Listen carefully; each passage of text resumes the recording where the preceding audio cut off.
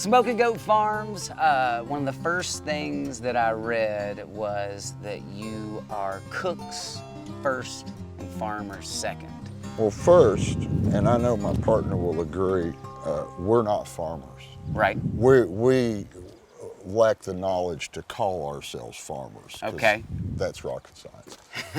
We knew we wanted to do something, and Ron was trying to make some garland to decorate the tiki bar, and he decided to smoke them and ring them on a garland. He's like, my God. And that was the aha moment that we had, was this is elemental. Why use a smoking goat pepper? They say that you eat first with your eyes, well, you taste first with your nose. Okay. And this thing hits you about 12 inches away.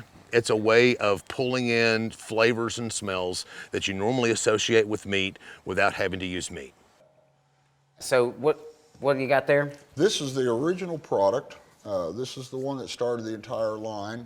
It's smoked red. Yes. And it's a ground mild pepper. Of course, we're going to give you all some jars of this to take with you. Awesome. Spread the I was lore. figuring out where I could put them in my Spread the pockets. lore. I'll eat everything you got, man. Watch out, you'll be like, there's never been a rabbit out here, and it's definitely me. I feel humbled to be a part of a product that no matter where someone comes from or what their bend or is, if they've had a bad day, here, smell this. Yeah. And today, that's really, on top of being farm to plate, to be able to be a part of that, make something that makes the world better. It's humbling. Yes. And it's a lot of fun too.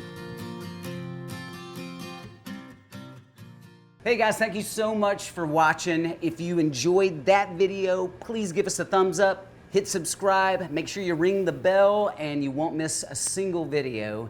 And we'll see you on down the road. I'll just be here eating pie.